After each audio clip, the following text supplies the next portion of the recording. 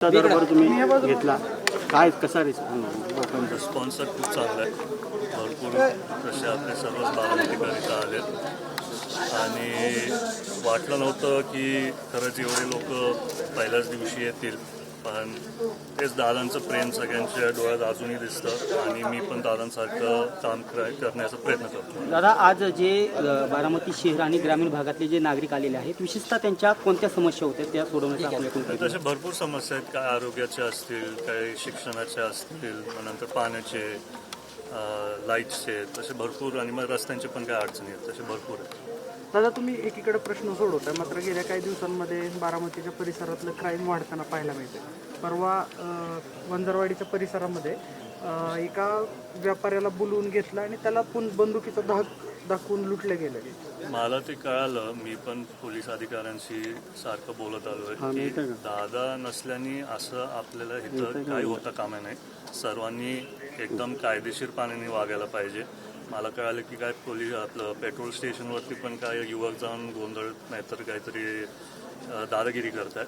तर तसं मी पोलिसांना सांगितलं आणि वहिनींची पण माझा त्याचा संपर्क आहे आणि कायदेशीर सगळीकडे जसं दादा असताना सगळं व्यवस्थित होतं तसंच आमचा प्रयत्न चालू आहे. राज्यसभेची एक जागा रिकामी झालेली आहे. त्या जागेसाठी अनेक नावांची चर्चा आहे, त्यात तुमचं बी नाव चर्चेत येतं. आता चर्चा तर होतीये, पण तसं माझी काही इच्छा नाही. मी तुम्हाला सांगितलं की मी सर्वांसाठी इथं कामासाठी असणार आहे. योगेंद्र पवारांनी असं वक्तव्य केलं की 2029ची निवडणूक येत आहे, येणाऱ्या 3 वर्षामध्ये ती निवडणूक असेल, मात्र बारामतीकर जो पवार कुटुंबातला घटक जो कर्तृत्व सिद्ध करून दाखवेल, बारामतीकर त्याला निवडून देतील. एकीकडे तुम्ही मानताय की पवार विरुद्ध पवार ही लढाई पाहायला मिळणार नाही, मात्र योगेंद्र पवारांचं हे वक्तव्य कुठेतरी 2029ची तयारी करतं. वक्तव्याबद्दल मी काय बोलणं मला योग्य वाटत नाही, पण काही दिवसांपूर्वी आमची चर्चा झाली आणि सगळंच म्हणजे माझ्या जवळच्या सहकाऱ्यांबरोबर, आणि सर्वच बारामतीकरांची एक इच्छा होती की दादांना त्यांनी एकदा मुख्यमंत्री म्हणून बघायला पाहिजे होतं. आणि आता वहिनी पण तसे खूप कष्ट घेत आहेत. तर मला वाटते 29ला वहिनीच उभा राहतील आणि वहिनी, आमची सर्वांची आशा आहे की ती जागा वहिनी मुख्यमंत्री म्हणून तिथं घ्यायला पाहिजे. दादा, राज्यसभेची जागा खाली झालेली आहे, कोणाची वर्णी लागण्याची शक्यता आहे? भुजबळ देखील म्हणाले आहेत की पक्षाचा निर्णय मला मान्य असेल. तर मुंबईत काय घडामोडी चालू आहेत त्याच्या संदर्भात मला माहिती नाही. तुम्हाला माहिती आहे वहिनी आणि पार्थला पण दिल्लीत आहेत, आज ते मुंबईला येतील. परवा मी मुंबईला जाणार आहे, तेव्हा मला काय जास्ती माहिती मिळाल्यावरती मी तुम्हाला तसं सांगतो. दादानंतर तुम्ही जनता दरबार पहिल्यांदाच घेत आहे. नागरिक अनेक ज्या समस्या घेऊन बाहेर आल्यानंतर दादांची सावली जे दादांमध्ये दिसत आहेत अशा भावना व्यक्त करताना दिसत आहेत. कसं पाहताय?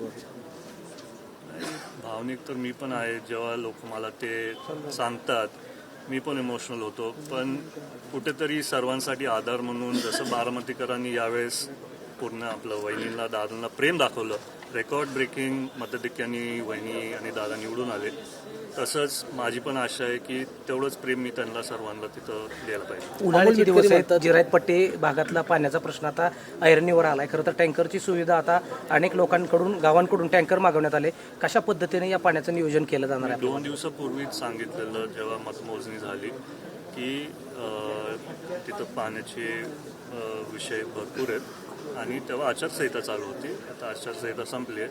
आम्ही आमच्या वतीने सगळ्याच अधिकाऱ्यांना सांगणार आहे जिथं पण पाण्याची तातडीने गरज आहे तिथं टाक्या फिरवायचे. त्यातल्या त्यात जने शिरसायचं पण जे आहे त्याच्या संदर्भात पण कुठे पाणी लवकर पोहोचू शकतं आम्ही तिथं सगळ्या अधिकाऱ्यांना तसं सांगतो. मुख्यमंत्री देवेंद्र फडणवीस यांनी जानाई शिरसाईला निधी देतो म्हणून सांगितलं होतं. नाही, दादांच्या प्रकरणात मी लक्ष घालतो, मग मला कुठल्याही प्रकारचं विचार सुद्धा घेतले गेले नाही. नाही, तर तो त्यांचं स्वतःचं वक्तव्य आहे. माझं आणि अमोल मिटकरींचं चांगलं आम्ही चर्चा करत असतो, आम्ही जास्ती बोलतो, पण त्यांच्या मनातली भावना ते तसे तिथं त्यांनी सांगितलं असतं. मुख्यमंत्र्यांनी जानाई शिरसाई योजनेसाठी निधीची तरतूद करतो असं सांगितलं होतं, मात्र योगेंद्र पवार असं म्हणतात की ही जानाई शिरसाईची योजना अद्याप प्रलंबित आहे, या योजनेसाठी अद्यापही निधी उपलब्ध नाही. तसं नाही आहे. तुम्हाला माहिती आहे की जेव्हापासून वहिनींनी ही जागा स्वीकारली आहे त्यांच्या पण मनात एक कायम आहे की पाण्याचं कुठलाही विषय तिथं बारामतीत व्हायला नाही पाहिजे. सगळ्यांना चांगलं पाणी सर्वांपर्यंत पोचायला पाहिजे.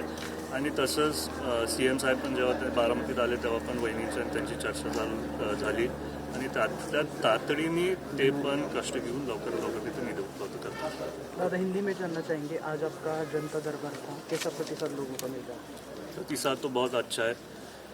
सब लोग मतलब बहुत बड़ी संख्या में इधर आए हैं और हम सबको दादा की बहुत याद आती है। राज्यसभा की एक जगह खाली हुई है, उस जगह पर आपका नाम चर्चा में। वो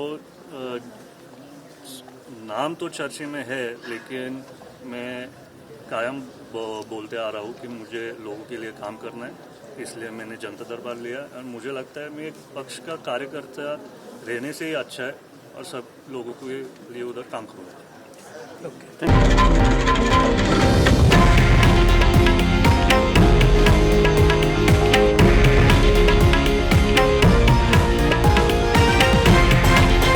हे आहे देशातील नंबर 1 न्यूज नेटवर्क आणि आपण पाहत आहात TV9 मराठी, एकमेव.